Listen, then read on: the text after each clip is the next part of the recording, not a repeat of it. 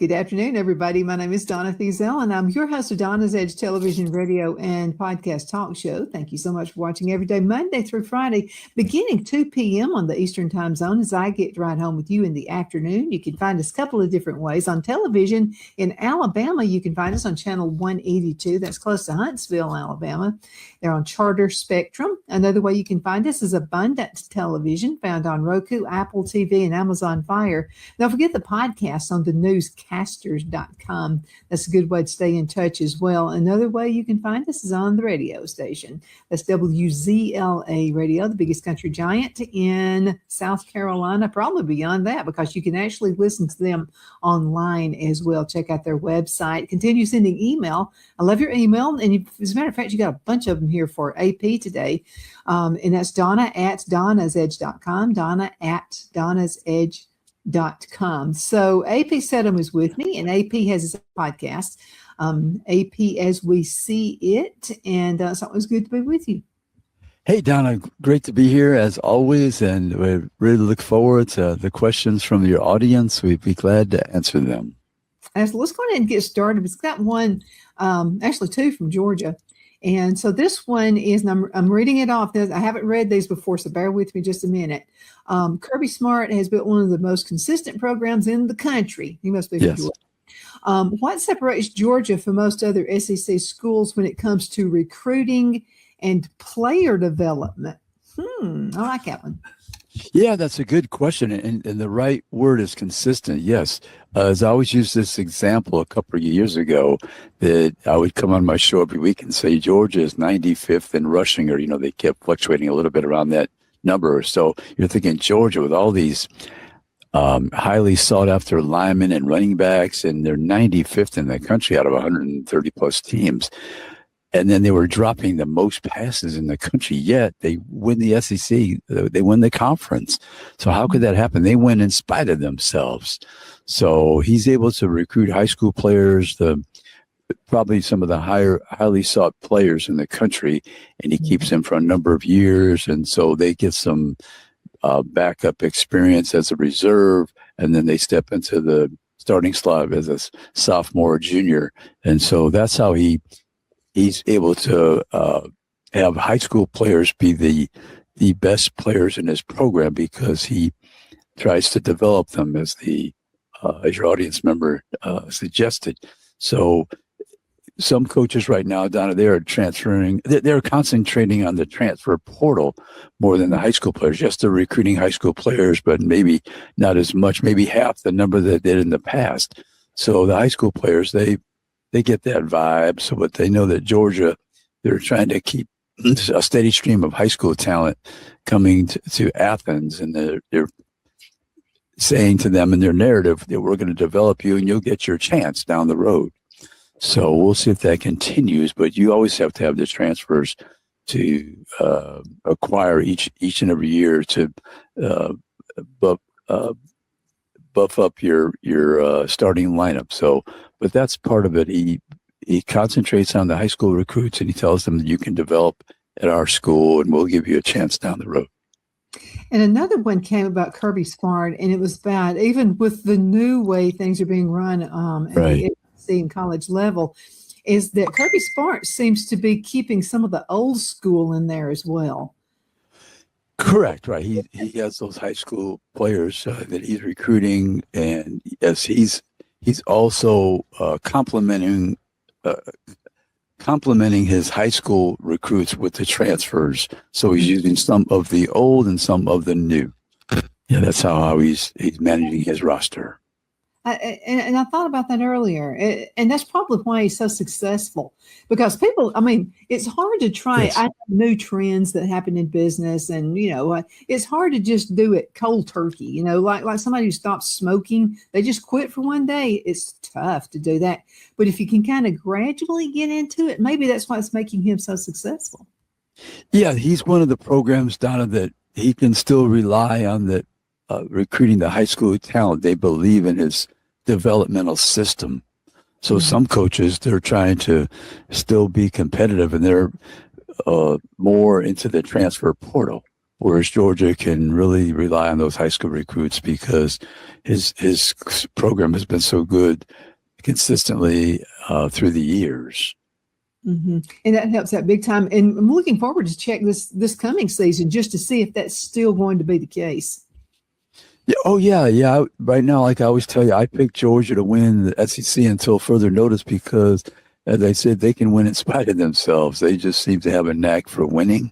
And Kirby Smart is the dean of the SEC coaches, and he gets his team prepared for the season. Yeah, they might have a hiccup here and there, but they're normally one loss, maybe, let's say, and they reach the SEC championship game. They've been winning, so they make the playoffs. Now, they haven't done as well in the playoffs as they've liked in the last couple of seasons, but it's been good enough for them to earn a berth.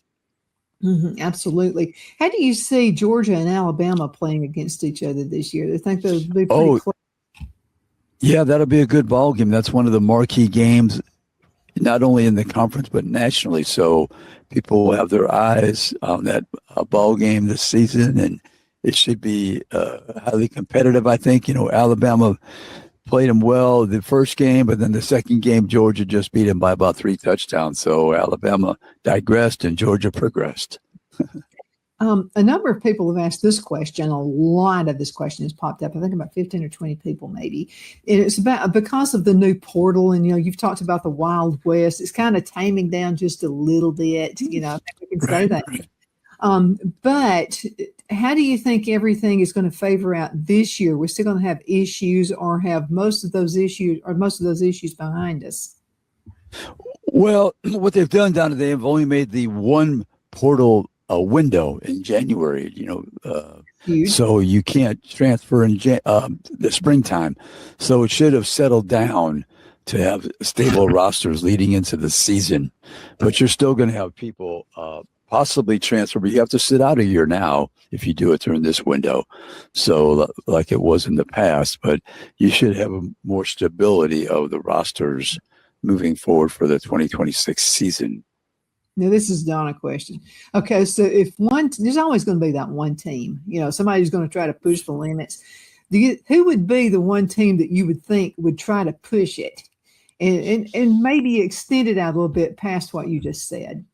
Yeah, Donna, they tried to plan for that very situation because it did happen last year.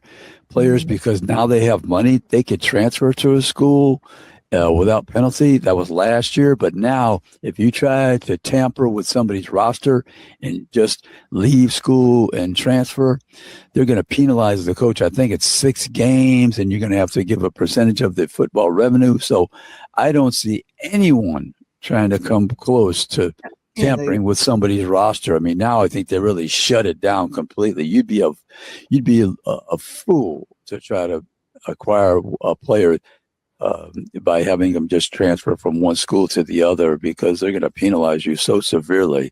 It's not worth the cost. Yeah. Do they say there's always that one team? Yeah. You lose your coach for half a season. Now, what player's worth losing your coach for half a season? I can't think of one myself. I can't think of anybody that would actually stoop that No. That would be one of the dumbest moves of all times.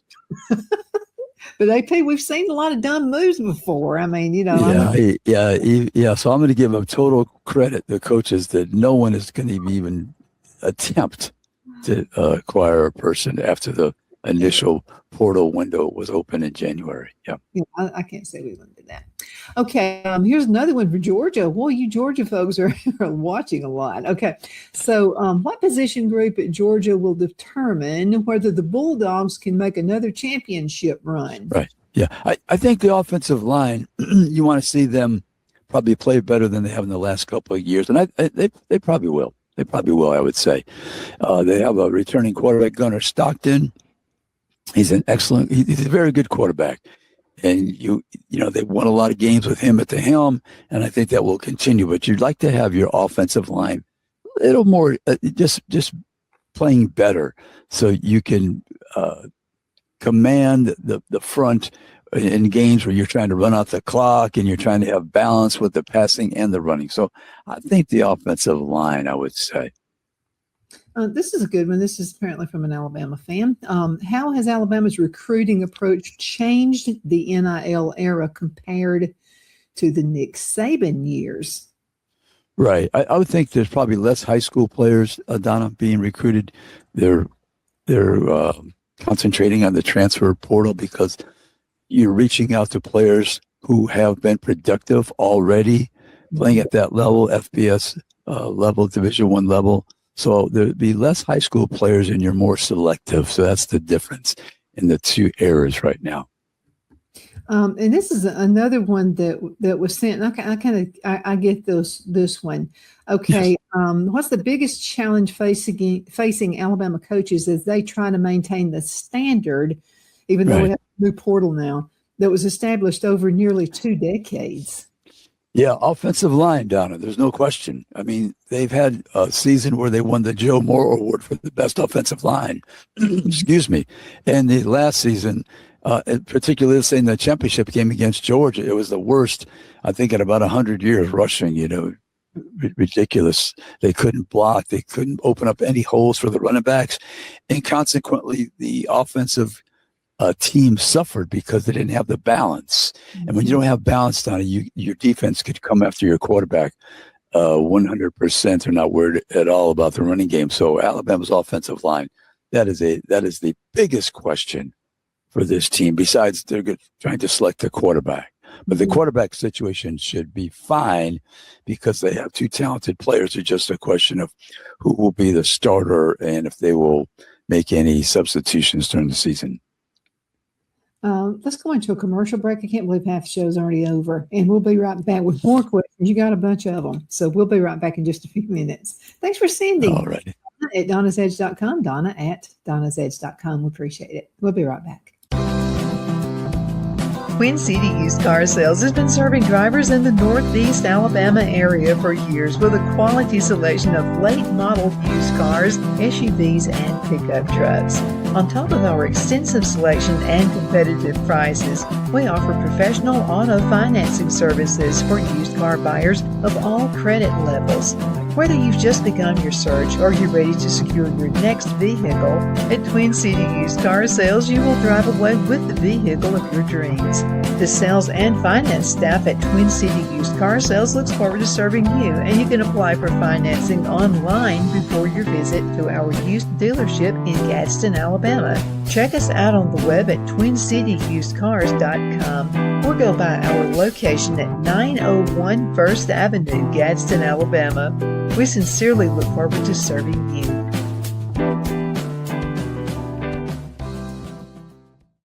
Shine your style at Kiss My Glass right here in the Anderson Mall. There's a place where style meets sparkle. At Kiss My Glass, every piece is handcrafted, custom designed, and made to shine just like you. Owner Beth Gibson brings creativity to life with stunning custom tumblers, gifts, and one-of-a-kind pieces you won't find anywhere else. Look for the perfect gift or something uniquely you, from bold and glamorous to simple and elegant. There's something for every style, so stop by, get inspired, and leave with something unforgettable. Kiss My Glass inside the Anderson Mall, Anderson, South Carolina, where your sparkle begins. Be sure to check out Kiss My Glass on Facebook for updates and specials and gift ideas.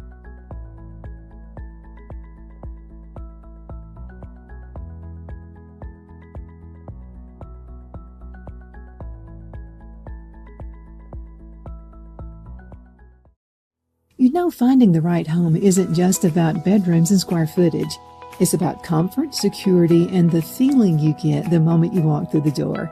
That's why so many families across Greenwood and the Lakelands area trust Jenny Ferguson with Keller Williams. And I'll tell you from personal experience, Jenny was my realtor, and she truly cares about her clients.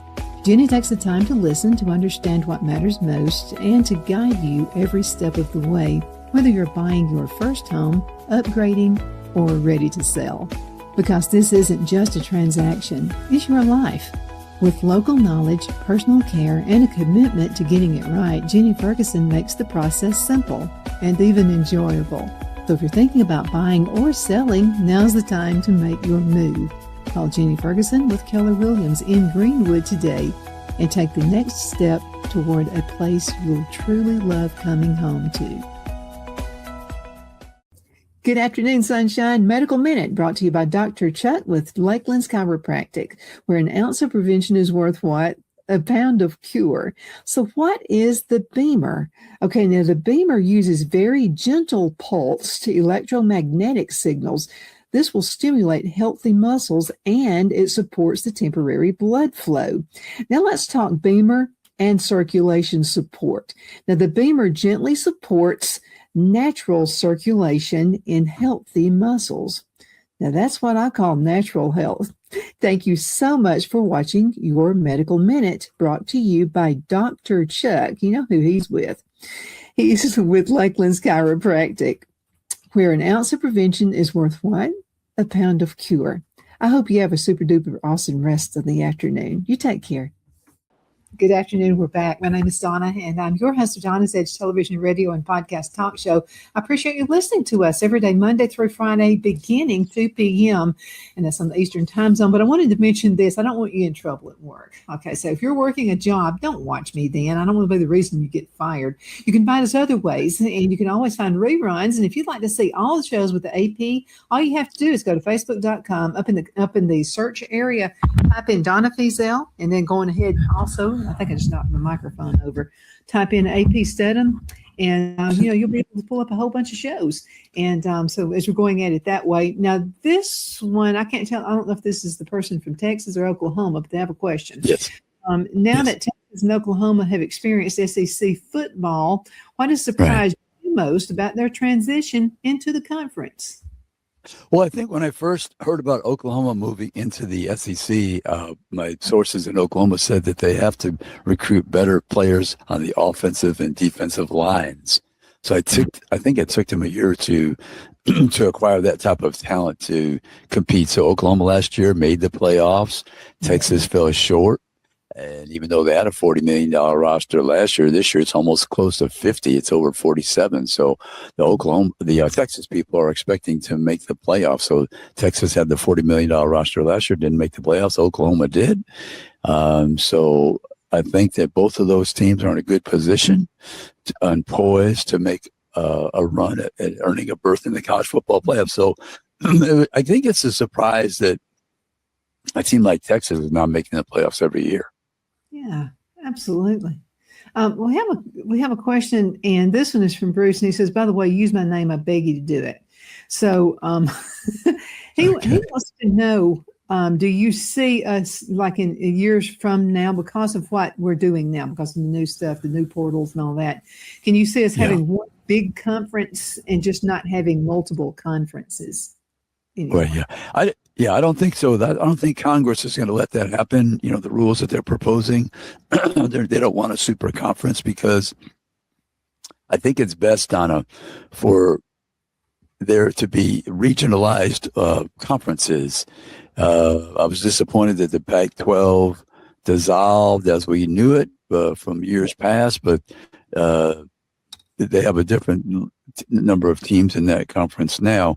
But I think that Congress, they realize that it's best if you have the competition with the conferences around the country and not one big super conference, and you're trying to leave somebody aside because those schools around the country are receiving federal funding. So I think that Congress will have their say into the how the conferences are aligned. Okay. I've got one right here. I love this question. And it's, where in the world does all of this money come from that goes into the conferences? The big money comes from the television, the media rights, Donna. You know, they have the money that they receive from people attending the games and the parking and the merchandise and the local sponsorships. But the bulk of the significant money comes from the media rights. Mm-hmm. Yeah, and that's all part of advertising. Do you happen to know who pays the most advertising? What company? No, I don't know that answer, Donna. I sure don't. But Coca-Cola. Something. But Donna, the college football, college athletics, their problem I don't see as being money. they're always complaining about money. But when you're paying coaches $14 million, you're paying athletic directors $2 million, you're paying coordinators $2, $3, $4 million. Your problem is not money. Your problem is spending. Yeah. If there could be more accountability, Right. I'm pretty sure you can find out, what they spend on what, but, is there an accountability issue? Yeah, they're complaining about having to pay for the tennis team. Arkansas, we had that discussion. They disbanded the 2 tennis teams that have been on campus for 71 and 46 years, respectively. And it only costs for 2 teams, Donna, 2 teams, $2.5 million. Well, they're probably paying the quarterback $3 million. You're paying one person more than $2.5 million. And then you're saying, well, we have to get rid of the tennis team because they're taking away from the money for football and basketball, and we can't afford $2.5 million. Yet you're paying our head coach $6, $7, $8, $9 million, but we don't have $2.5 million for 2 entire teams that have been on campus 71 and 46 years respectively. So yeah, when you try to present that narrative to people, you have to be dumb as a fence post to buy it. Mm-hmm. Absolutely. You do. Okay, so let's see, we saw that one. Okay, that's almost the same question, so let me skip that one. Okay, this person must be from Oklahoma. What does Oklahoma need to do to retain to national championship contention? Yeah. Right. I think Oklahoma, they've been playing pretty good defense here last season, and the quarterback, Mateer, he was hurt, his hand. So I think he's going to be healthy. So that will lead me to believe that they'll play better offensively. If they could just continue defensively to be strong, then they're going to have a chance to earn a berth in the college football playoff. And they did that last year, even though their quarterback was injured. So I think like I said, they're poised. They have enough talent, but you have to coach well, and the breaks have to bend your way. But Oklahoma's a good football program, a blue-blooded program, and we'll see what happens during the year with the teams that they're going to play. One of the games that I'll be covering, Donna, for the first time I'm going to the University of Michigan is Oklahoma will play at Michigan early in the season, so that's a big intersectional game. Yep, absolutely. I like this question. If you could be a fly on the wall, what concerns do coaches privately, you think, discuss about the current transfer portal environment? Yeah, what do they discuss? Well, they discuss, I think, that there's not transparency. And if a player is a prospective prospect for your team and he says that XYZ team is offering me XYZ dollars, there's no way to verify. There's no way to verify it, really. So you're trying to figure out, well, should we offer more or should we offer less? Is that really telling us the correct number? Is it something that's above and beyond the real number? So I think that they have trouble right now because there's no transparency in the NIL deals. Mm-hmm. Yeah. Okay, here's another good one. Okay, are college football programs now spending as much time managing rosters as they do coaching football? Well, the coaches have hired general managers and other people. So, for instance, I know Indiana's coach, he does not talk to the agents. The agents talk to the general manager. So the head coach does not have to allocate that time to receive the phone calls from the agents. So that saves him from being able to coach his team. Yeah, but I agree with that and I disagree with it. I would think that he would want to have a little bit more input. I mean, because a lot of that decision is going to be on to somebody else. Yeah, he definitely has the final say, but he just doesn't get involved in those conversations. He'll get the final number and he'll say yes or no, go back and tell him we can only do this amount of money. But yeah, the head coach will say. Yeah, that takes a lot of the fluff away so it can handle other things, which is extremely important. Yes. Yes. Let's see. Let's see. Which SEC coach, in your opinion, faces the most pressure this season and why? Yeah, I think Shane Beamer at South Carolina, a lot of pressure on Shane, I believe. He had 4-8 last year, returning quarterback Lenora Sellers. So I think there's a lot of pressure on Shane Beamer of South Carolina. I think the pressure is, Alabama, even though they made the playoffs, there's always pressure there. But I think Tennessee, they're trying to get back into the playoffs. Some pressure there. I'm trying to think of one other one. There's some new coaches, so they're fine, right? The new coaches are fine. But the remaining coaches, I would say Shane Beamer, there's the most pressure at that school of the teams in the SEC. Mm-hmm. How are your thoughts about Vanderbilt this upcoming season? They've been that little chihuahua that just keeps nicking everybody's deals. Yeah. Clark Lee's a smart coach. He's acquiring talent. He has a new quarterback they're trying to groom. Their former quarterback was second in the Heisman voting and led them to 10 victories, first time in school history. So Vanderbilt going to start out with a young quarterback. Let's see how fast he develops. Hopefully the defense can carry them for a while before the quarterback learns how to win and to play and win in the SEC. Let's talk about, we've got about 2 minutes left in this segment. So AP, as we see it, who were your guests last week? Who are you planning on this coming week? Yeah, this week we're going to have Blake Toppmeyer. He's going to be our guest this week, Donna. And Blake is with the USA Today, so he's a national writer that focuses on all the teams. So we're really looking forward to him. And last week we had Michael Butler of WTSL in Tallahassee, Tallahassee in Montgomery. He has Lindy's Report and his own morning show. So that was fun to discuss Auburn and Alabama and the SEC. But this week will be Blake Toppmeyer of USA Today. We'll spin around the country and find out about the teams in the SEC and some other significant teams that are contending for the title. Well, let's see. Is there a contest between Alabama and Auburn this coming season? Oh, yeah. It'll be, Auburn's got the new coach, Alex Golesh. So, and Donna, by the way, you can look on my YouTube channel. We had a chance to visit with the Alabama and Auburn coach, and they were part of our show last week. We played those clips from Alabama and Auburn head coaches. And Donna, this week, just to let you know, I'll be at the Manning Passing Academy. So we're going to have interviews with all these quarterbacks from the SEC that are competing there as counselors and some of those quarterbacks and some from around the country as well. So you look on my YouTube channel this coming weekend. We'll have those interviews up there on Friday. Absolutely. AP, it's time to go. Thank you so much for being with us as always. Thank you guys so much for watching. We appreciate it. Continue sending email. I really love your email from all over the country. Donna at donnasedge.com. Donna at donnasedge.com. You guys need to start asking AP some trick questions. These are like too easy. Some better ones. No, these are great questions. Thank you again so much for sending them. And again, thank you so much for watching. Hope you have a wonderful rest of your day. Take care. Because of your overwhelming support, our $14.88 MyPillow has been one of the biggest sales in MyPillow history.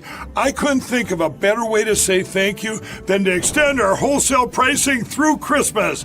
Get a classic standard MyPillow for only $14.88. Upgrade to a queen size, just $18.88. King size, only $1 more. Get my body pillows for only $29.88. And ready? Multi-use MyPillows, only $9.88. It's perfect time to stock up for Christmas gifts for everyone on your list. Go to MyPillow.com or call the number on your screen.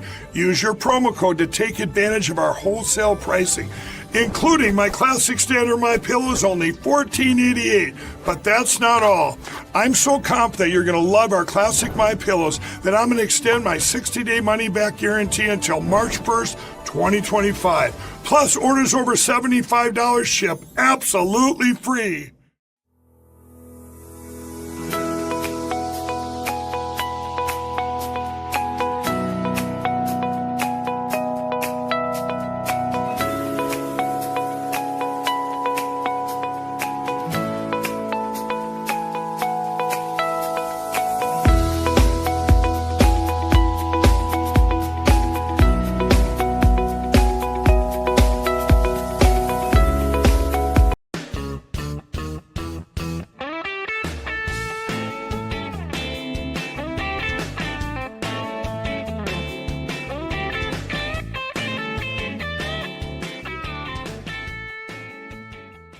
Good afternoon, everybody. My name is Donna Fiesel, and I'm your host of Donna's Edge television, radio, and podcast talk show. Thank you so much for watching every day, Monday through Friday, beginning 2 p.m. on the Eastern Time Zone, as I get to ride home with you in the afternoon. Been doing this for over 21 years. As a matter of fact, I looked and I found the first coffee mug right here. This is 21 years old right here. But thank you so much for letting me be on the air for 21 years. Definitely appreciate that. You can find us a lot of ways. We are syndicated. We're found on Abundance Television, which is found on Roku, Apple TV, and Amazon Fire.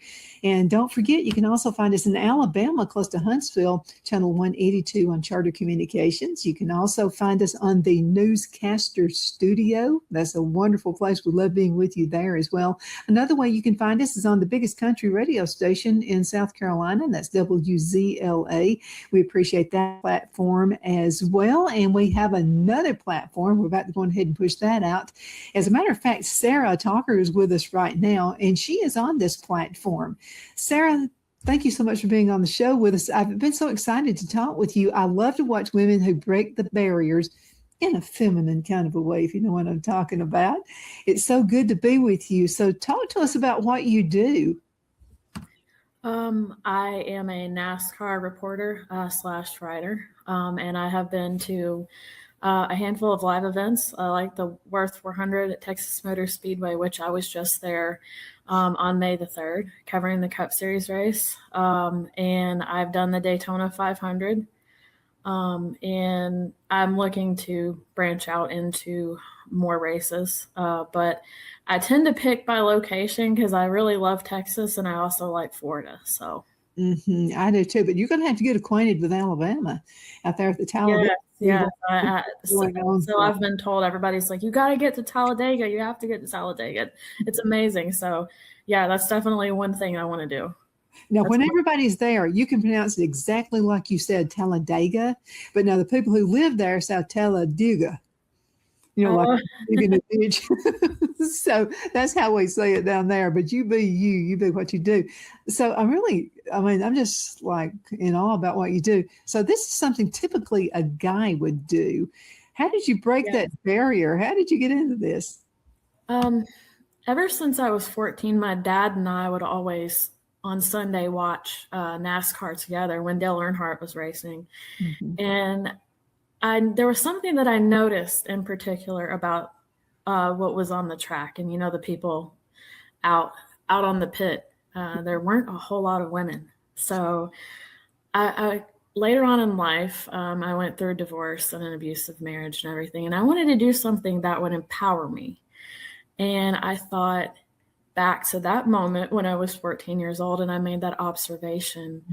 I was like, okay, so how can I do this and bring a little bit of more awareness to women in motorsports reporting? And so out of the blue one day, I was, scrolling on Indeed, and I decided to put in an application at Total Apex. It was for writing. And it was a shot in the dark. I really didn't think anything would come of it. And they responded back and they're like, hey, would you consider doing that? So I started doing that. But I actually started off writing like entertainment and like recipe articles, things like that. And then when they had an open space on sports for NASCAR, I decided that was where I wanted to go, because that was the goal from the very beginning. So, and I did it, and I was really excited. I kept writing articles, and one of the former managers, Greg, at Total Apex, asked me, he said, have you ever considered submitting some of your work to NASCAR and going to a live event and covering it? And at that point I hadn't, because I was really shy and I was really new at this. So I was like, well, why not? We'll give it a shot. So he just kept submitting my work to them. And then eventually they invited me to the Daytona 500. So that's how that got started. So it was really just kind of I want to say it was more like a spiritual thing. It's kind of like all the things aligned. It was a God thing. And I've just trusted the process, and it's led me to where I am right now. And I can sit in a room full of men and be one of the only women and just feel like I'm making an impact, and I'm opening doors for other women that might not necessarily think that they can do this. You're definitely a pioneer. Definitely. Yes. Well, I want people to understand that no matter what you go through in life, no matter who you are, where you come from, there's always every dream that you have is not too big to reach. If you have the drive, the determination, and the ambition, you can do it. Oh, absolutely. And let's talk to some folks. Now, men and women go through the same thing. It can be a broken relationship. It can be something that just breaks you, or you think you're broken. So when was that moment when you thought, I'm not broken? When did you think that? I just realized that all the things that he put me through, at first, like initially when you go through that and you're walking through that course, you're thinking, well, this is terrible. This is awful. And I wish this wasn't happening. But then you then you have an epiphany where you're like, wait a minute. I'm determined that I'm not going to go through this anymore. And I'm going to pull myself out of this one way or another. And I think that's what this did for me. It gave me the power to realize that no matter how much someone degrades you or puts you down, that you're what you want to be, and you don't have to believe what people tell you. What did your friends notice about how you arrived? And they probably told you before you even knew you had arrived. But how did your friends start talking to you once you achieved and you're always going to be achieving, but when you got to the pinnacle you're at right now, what was their thought process? They were kind of surprised because they're like, you're a typically very shy person, but you've just sort of emerged out of this bubble and you didn't let him drag you down. You rose above it. And I think that's what you have to do. And I think that is a significant part of any healing process and anything difficult that you go through. And they have supported me through it, and they're very excited to see what I'm going to continue to do with it. What did you do prior to NASCAR? I was a mom. I was just taking care of my babies, and I was going to school. I got my master's degree, and shortly after I had my daughter, while she was 2, and so I had 2 young kids, and I was going to school, but nothing was going to stop me. I have always had this sort of drive and ambition, but when I went through the divorce that obviously broke me, and he was also abusive too, so that also added another element of power to it, and so I just knew that I wanted better for my kids, and I wanted them to see what it was like to have a mom that works hard, and I wanted to be somebody they could be proud of. Well, I know they are. They have to be. How old are your kids now? My daughter is 6 and my son is 10. Oh, that's a great age right there. They are. They're a fun age. What do they think when they know that mom interviews NASCAR guys? My son was really amazed by it, and he was like, "This is so cool." And but I don't think he's really processed yet, the capacity of it. I think he just sees it from his point of view because he's still, kind of young. And but my daughter's like, this is really cool. She's 6 and she loves cars. She always has. She's always been the little girl that's always wanted to play with the remote control cars and play with Hot Wheels and Matchbox cars.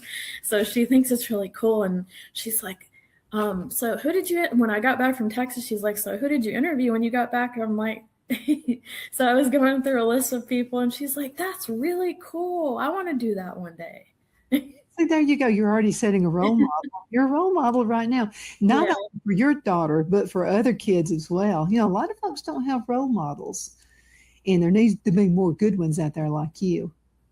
I want to be that for people. I want, not only for my kids, but I want people to see that I've risen above a lot of challenges, and there's been a lot of things in my way. I mean, you are there are elements to life, there's always going to be good and bad to life. And you have to, it's up to you what you do with it. And I chose to do this, make it better. Let's talk about some of the people you have interviewed. What the most remarkable one? I know everybody's remarkable, but is there somebody that really sticks out and you're really glad you interviewed that person? I'm gonna say Carson Hocevar, because he has risen through the ranks, and I got to interview him after his Craftsman Truck Series win in Texas.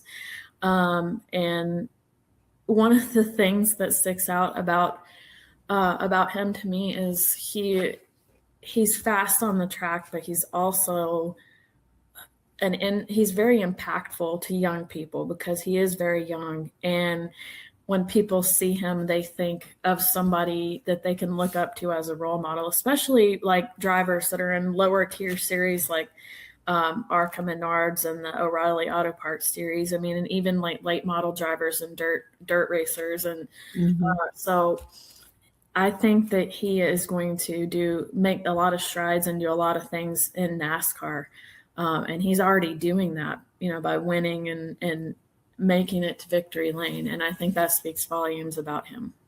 Well, I've got to ask you, because every single state in the South claims they're the ones who actually brought racing out and made it popular. Alabama, oh no, we're the ones that did that. We're the ones that, we had folks running liquor from one area to another. That's how it all got started. Then you hear folks in Tennessee, then you hear folks in Georgia, and just all over the South. In your opinion, what really got racing started to be the powerhouse it is now? I think it got started in North Carolina. That's like the main hub of it, in Mooresville, and that's what everybody thinks of when they think of NASCAR, because that's where everyone, most of the drivers live and where it really did originate. I think it was just a need to expand the sport. I mean, and they started on dirt tracks and they worked their way up, and they, think about from, Ralph Earnhardt, Dale Earnhardt Sr.'s dad. And then you have drivers like Moody, and it's amazing to see how they've evolved from dirt tracks and less safe. Excuse me. I apologize. They didn't have as many safety regulations back then. I'm sorry, I got a little ahead of myself. They didn't have as many safety regulations back then. And it's amazing to see how that's evolved since. Oh, absolutely. And Phil and I lived in Charlotte, North Carolina for about 9 years. We lived in the Mountain Island area, but we used to go to Concord up there. And that was a nice place up there. It's very nice. Oh, extremely nice. I like the way that one is organized, and it's easier to park. Now, you're always going to have to walk 50, 100 miles, it seems like, to get to the race itself. It's always seems like every racetrack you go to, including there, like if you want to get someplace, you have to walk a good bit. Forever. Absolutely. Can you believe half the show is already over? So we're going to have to go into a commercial break, and we'll be right back in just a few minutes. Everybody hang in there, okay? We'll be right back. Twin City Used Car Sales has been serving drivers in the Northeast Alabama area for years with a quality selection of late model used cars, SUVs, and pickup trucks. On top of our extensive selection and competitive prices, we offer professional auto financing services for used car buyers of all credit levels. Whether you've just begun your search or you're ready to secure your next vehicle, at Twin City Used Car Sales, you will drive away with the vehicle of your dreams. The sales and finance staff at Twin City Used Car Sales looks forward to serving you, and you can apply for financing online before your visit to our used dealership in Gadsden, Alabama. Check us out on the web at twincityusedcars.com or go by our location at 901 First Avenue, Gadsden, Alabama. We sincerely look forward to serving you.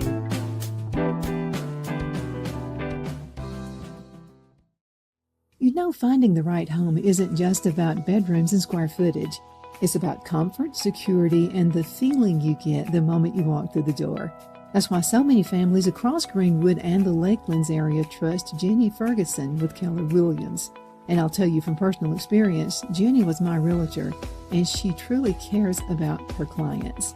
Jenny takes the time to listen, to understand what matters most, and to guide you every step of the way, whether you're buying your first home, upgrading, or ready to sell. Because this isn't just a transaction, it's your life. With local knowledge, personal care, and a commitment to getting it right, Jenny Ferguson makes the process simple and even enjoyable. So if you're thinking about buying or selling, now's the time to make your move. Call Jenny Ferguson with Keller Williams in Greenwood today and take the next step toward a place you'll truly love coming home to. Good afternoon, Sunshine. Medical Minute brought to you by Dr. Chuck with Lakeland's Chiropractic, where an ounce of prevention is worth what? A pound of cure. So what is the Beamer? Okay, now the Beamer uses very gentle pulse to electromagnetic signals. This will stimulate healthy muscles and it supports the temporary blood flow. Now let's talk Beamer and circulation support. Now the Beamer gently supports natural circulation in healthy muscles. Now that's what I call natural health. Thank you so much for watching your Medical Minute, brought to you by Dr. Chuck. You know who he's with. He's with Lakeland's Chiropractic, where an ounce of prevention is worth what? A pound of cure. I hope you have a super duper awesome rest of the afternoon. You take care. Shine your style at Kiss My Glass right here in the Anderson Mall. There's a place where style meets sparkle. At Kiss My Glass, every piece is handcrafted, custom designed, and made to shine just like you. Owner Beth Gibson brings creativity to life with stunning custom tumblers, gifts, and one-of-a-kind pieces you won't find anywhere else. Look for the perfect gift or something uniquely you, from bold and glamorous to simple and elegant. There's something for every style, so stop by, get inspired, and leave with something unforgettable. Kiss My Glass inside the Anderson Mall, Anderson, South Carolina, where your sparkle begins. Be sure to check out Kiss My Glass on Facebook for updates and specials and gift ideas.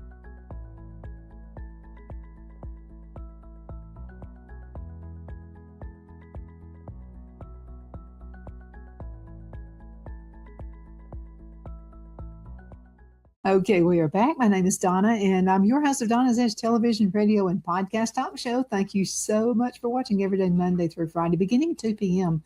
on the Eastern Time Zone, as we get to ride home with you in the afternoon. It's always so much fun. You know, you can continue sending email. I love them. I treasure each email that's sent. Donna at donnasedge.com, Donna at donnasedge.com. I've got Sarah Talker with me right now, and she's doing all these things I always just dreamed of doing. So who is the person that you were just, maybe you had a shocking interview with? It could be like a good shock or a bad shock. Who comes to mind? I guess it would be, again, Carson Hocevar on pit road at Texas, because he had kind of a bad run that day. And I just walked up to him in one of the scrums and I asked him, I just said, what happened? And he said, I don't really know what happened. He said, I was running really good. And then right there toward the end, it just kind of all wiped out. And then he just sort of like jumped over because Chase Elliott won, and he just sort of like ran away from the scrum and went over to Chase Elliott and started congratulating him. So it was kind of shocking in that sense, I think, because I wasn't really expecting him to kind of run away from the interview. And one of the other journalists that was there, he was like, oh no, that's just how he is. You know, so he's a really nice guy, and I really appreciated him taking the time, because they were on time constraints. They had to get to the media center and obviously go to different places for interviews. And so I really appreciated his time. But it was just a little shocking because I really didn't expect him to run out like that. But yeah, I really enjoyed interviewing him, and all the other ones that I interviewed as well that day, like Chris Buescher, and I got to interview Kyle Larson in the media center. So it's amazing. It was really amazing, despite all of the. You want to answer this one, okay? And if you don't want to answer it, that's fine. I understand. But is there a huge difference in interviewing women versus men drivers? Not really. Not really. You just ask the questions. I mean, you obviously when you're a journalist, you watch the sport, you study it, and then you watch how the drivers perform on the track, and you just walk up to them and ask them questions. It really doesn't feel any different. It feels pretty natural to me. So. But women drivers is a little different because women, we are known to kind of perceive things before we do. So do you notice the women drivers maybe can kind of analyze things a little bit more than the guys do? Yeah. Yeah. For example, Catherine Legg, when she did the interview after the Indy 500, and her day ended early that day, and she was explaining what happened with Ryan Hunter-Reay, and she said she had to go over to the left side to keep him from making contact with her, and she still hit the wall. And she was saying, I need an attitude adjustment before the next race. I think they're more forthcoming when it comes to answering questions. And I think men tend to hold back a little bit because I think they try to be a little bit more respectful. Did you ever see a crash out there that maybe you just said, I don't know that I want to do this anymore? Was there one ever that the bad? Daytona 500 when Ryan Preece flipped upside down? Yes, I saw that, and I immediately wondered, like, what am I doing? Because it's just it's one thing to watch on TV, but when you actually see it in person, you see it from a whole new angle and a whole new perspective, and you can really see how dangerous the sport can actually be. Yeah, I mean, I can see how that would, and then you start seeing ambulances coming in. Then you see the real. Yeah, and then they take them to the infield care center, and then everybody's left wondering what happens. But they're really good about announcing and letting people know how they're doing, and they give frequent updates. But everybody always has a hard time with the Daytona 500, I think, because that's where Dale Earnhardt lost his life. So I think that one's a little. I think everybody's a little. Jittery during the Daytona 500. And it's about like going to the place of 9/11. It's a real reverenced area, and it's probably the same way there because it's probably the first thing people think of when they get there. When you step in there, you step on the premises of the Daytona International Speedway. Mm-hmm. You can tell that it's obviously kind of I don't know, it's kind of haunting in a way. Mm-hmm. Happen there, and then you see like plaques and a statue commemorating him, and then it really hits home that actually happened there. Well, I'll tell you a place we went to. We were living in Charlotte, North Carolina. It was Father's Day, and I could not think of a thing to do. I was just like, what can I do for Phil on Father's Day?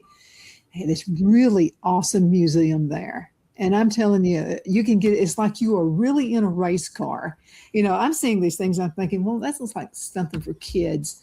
And so, I mean, you couldn't tear me away from there. I mean, I got so interested. So you get in this mock car, and it's like you are literally driving a race. I mean, it is so fun. Have you been to that one? No, it's down. I haven't, but that's definitely on my list of things to do.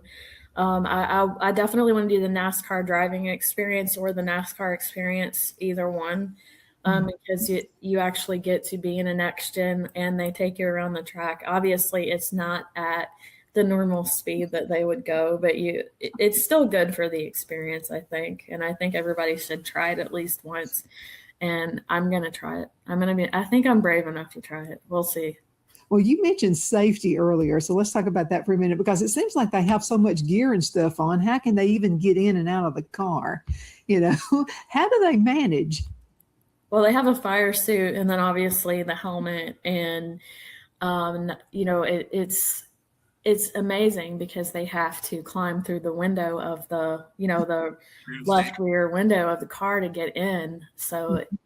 And those suits are heavy from what I understand. Yeah. And so I think it takes a lot of maneuvering and a lot of skill to even just get inside the car before you can actually hit the track. So I'd Yeah. never make it inside the car. It'd be like, can I I get? don't think I think I'm right there with you. I don't think I would either. It's got to I be hot. really don't. Is there some kind of a cooling system they have in there? They Because do. They have a cooling system in there, and they have a setup with like water and obviously the microphone that's attached to their and headset attached to their helmet so that they can receive information from the spotters and team owners and everything. So it's just really like a huge bundle of technology. There's so much in those cars, and it's amazing. I want to get inside one because I have to see this. I think it's rather amazing too when they change the tires, how fast those guys Yes, do that. yeah. And I've seen them do that. I've been on pit road when they've done it, and it is like lightning quick. You look, they come through pit road, they stop, they put the tires on, and then they're gone. And it's like you can't even think how fast that is. It's so quick. I mean, it's amazing. I can't even believe it. I would be wondering, okay, you did this a little too fast. Did you really get those bolts in there really It good? kind of makes you think, yeah, are they really getting it on there correctly? Well, apparently they are. Because there they did. About 2 minutes left in this segment. So I wanted to ask you another question. If you were not doing this, what would you be doing, Sarah? I'd probably be pursuing being a professor because I've always wanted to teach or, maybe a high school teacher. I like teaching. I like educating people, and I always try to do things to educate myself. So this is kind of far outside the box of things that I would see myself doing. And like I said, I just sort of fell into it. It kind of just happened by accident and aligned. And like I said, the only explanation I really have is God. So, and I'm going to continue following this path, and maybe at some point I can also do that because I would love to still do that. You thought about writing a book? Yes, I have thought about writing a book, and I want to write a book about my experience with my marriage and all the things that happened there to sort of inspire other women who may be on the fence about leaving someone or who are going through an abusive situation, that you do have a voice, and you can be your own voice. Absolutely, you can. You can do things that other people can't imagine. What would you like to say to everybody right now before we go? I would like to say, dream big, aim for the stars. Don't ever sell yourself short. Don't ever, buy into what anyone tells you. If you can't say, if they tell you can't do this, you can't do that, don't buy into it. You can do anything that you set your mind to, and you just have to work at it. It may take time, but trust the process and don't give up. Right. Thank you so much, Sarah, for being on the show with me. This has been a wonderful interview. I've enjoyed meeting you. I've enjoyed meeting you too. Thank you for having me on today. Oh, absolutely. And thank you guys so much for watching. You're the reason we do what we do. We always have wonderful guests. That's why the show's been going on for 21 years. We have awesome guests here. Again, you can continue sending email, Donna@DonnasEdge.com, Donna@DonnasEdge.com. Thank you so much for watching. It's always good to be with you. Have a great rest of your afternoon. I'm excited to announce our Christmas extravaganza is finally here. Get this season's flannel sheets for as low as $59.98. They won't last long, so get them while you can. Our famous My Slippers, they haven't been on sale for over a year. Regularly $119.98, now only $59.98. Our 6-piece towel sets are back in stock with extremely limited quantities, only $29.98. With hundreds of MyPillow products, there's something for everyone on your Christmas list. Bathrobes, duvets, quilts, down comforters, and so much more. So go to MyPillow.com or call the number on your screen. Use your promo code to save on all MyPillow products. For example, flannel sheets for as low as $59.98. Or our 6-piece towel sets, just $29.98. But that's not all. I'm extending our 60-day money-back guarantee until March 1st of 2025. Plus, all orders over $75 or more ship absolutely free.